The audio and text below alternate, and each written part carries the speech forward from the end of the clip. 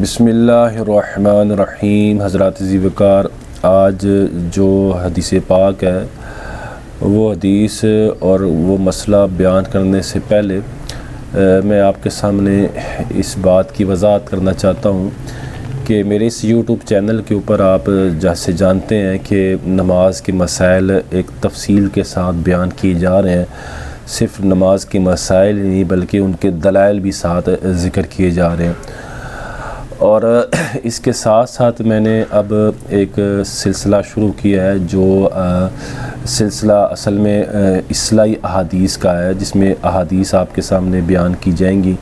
اور وہ اس کا جو ان احادیث بیان کرنے کا مقصد معاشرہ اور سوسائٹی کی اصلاح کے بارے میں اس میں باتیں کی جائیں گی۔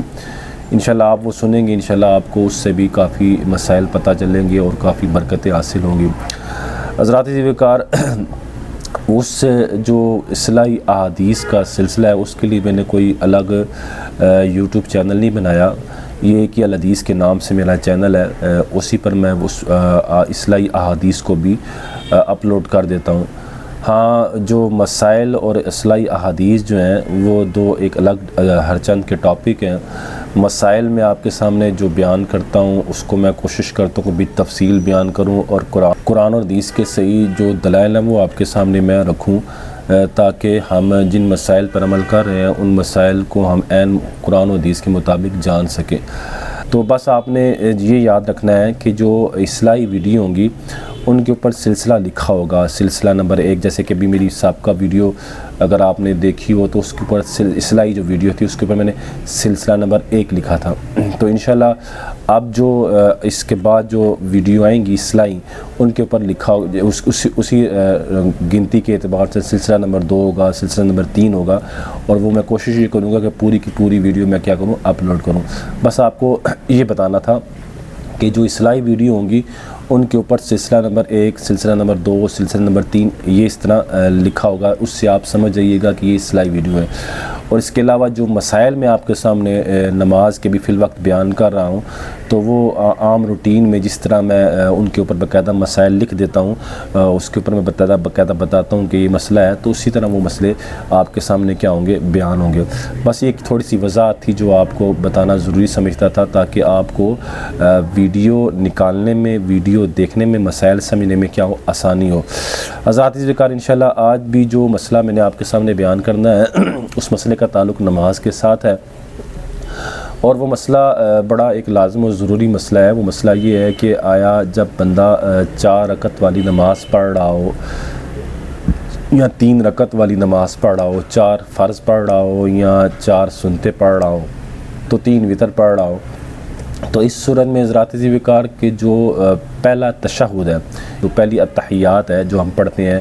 اس پہلا تشہد میں التحیات پوری کرنے کے بعد آیا آگے درود پاک یا دعا پڑھ سکتے ہیں یا نہیں پڑھ سکتے، یہ مسئلہ میں نے آپ کے سامنے انشاءاللہ بیان کرنا ہے۔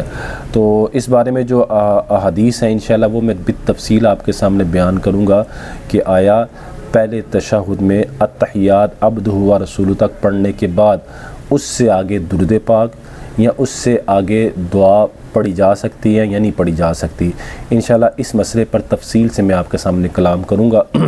تو اس سلسلے میں جو احادیث ہیں انشاءاللہ میں بالتفصیل آپ کے سامنے پڑھوں گا، اور تاکہ آپ کے سامنے یہ مسئلہ بھی اچھے طریقے سے قرآن و حدیث کی روشنی میں بالکل واضح ہو جائے۔ آخری تشہد میں تو آپ سب کو پتہ ہے کہ آخری تشہد کے اندر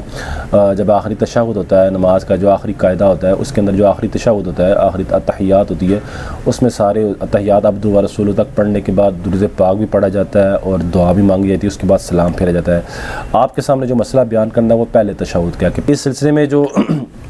سب سے پہلی حدیث ہے وہ اما عائشہ صدیقہ رضی اللہ تعالی عنہ کی ہے، وہ میں آپ کے سامنے پڑھتا ہوں، اور پھر انشاءاللہ جو تفصیل ہوگی وہ بھی میں آپ کے سامنے بیان کروں گا۔ سیدہ عائشہ صدیقہ رضی اللہ تعالیٰ عنہ، یہ مسند ابی یعلا ہے، اس کے اندر یہ حدیث پاک موجود ہے، حدیث نمبر 4372 ہے، اور اس میں عائشہ صدیقہ رضی اللہ تعالیٰ عنہ اس حدیث کی راویاں ہیں، وہ اس حدیث کو بیان کرتی ہیں۔ آپ فرماتی ہیں ان رسول اللہ صلی اللہ علیہ وسلم کان لا یزید فی الرکعتین علی التشہد، اما عائشہ صدیقہ رضی اللہ تعالیٰ عنہ فرماتی ہیں کہ بے شک رسول اللہ صلی اللہ علیہ وسلم جو 2 رکعتوں میں تشہد ہوتا تھا، 2 رکعتوں میں لا یزید، رسول اللہ صلی اللہ علیہ وسلم 2 رکعتوں میں تشہد سے زیادہ نہیں پڑھتے تھے، تشہد سے زیادتی نہیں کرتے تھے، تشہد سے آگے نہیں پڑھتے تھے۔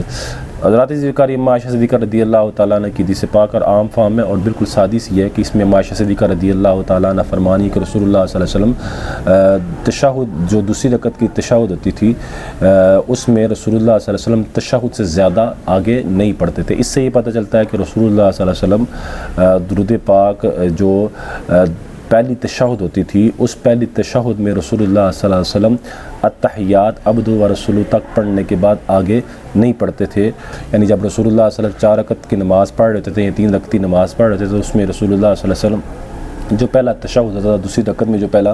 تشہد ہوتا تھا اس میں تشہد سے زیادہ رسول اللہ صلی اللہ علیہ وسلم کچھ بھی نہیں پڑھتے تھے۔ یہ حدیث پاک اما عائشہ صدیقہ رضی اللہ تعالیٰ عنہ کی ہے اور حدیث نمبر مسند ابی یعلا ہے، حدیث نمبر 4372 ہے۔ حضرات ذکر اب اس حدیث کا حکم کیا ہے، آیا یہ حدیث صحیح ہے یا ضعیف ہے، اس پر محدثین نے کیا کلام کیا ہے، انشاءاللہ بالتفصیل میں آپ کے سامنے وہ بیان کروں گا۔ حضرات ذکر جیسے کہ میں نے کہا کہ اس حدیث کے بارے میں جو تفصیلی کلام وہ انشاءاللہ میں آپ کے سامنے بالتفصیل وہ آپ کے سامنے میں وہ کلام کروں گا کہ محدثین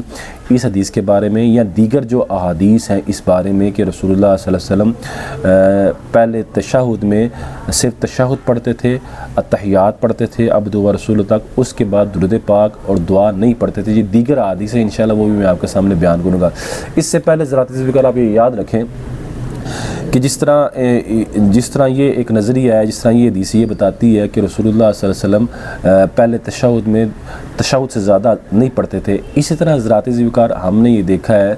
کہ بعض جو علماء ہیں جیسے کہ شیخ ناصر الدین البانی ہیں اور غیر مقلد عالم تھے، تو یہ ان کا یہ موقف تھا کہ پہلے تشہد میں بھی کیا ہے کہ درود پاک آگے پڑھا جا سکتا ہے اور درود کے بعد انہوں نے یہ بھی لکھا ہوا ہے کہ دعا بھی آگے مانگی جا سکتی ہے۔ اب سب سے پہلے ہم ان کے دلائل جو ہیں جو اس بارے میں جو انہوں نے دلائل دی ہیں تو ان کو ہم پہلے دیکھتے ہیں، ان کا جائزہ لیتے ہیں کہ انہوں نے کیا دلائل دی ہیں۔ انشاءاللہ پھر بالتفصیل اس حدیث کا کیا حکم ہے وہ بھی آپ کے سامنے بیان کیا جائے گا۔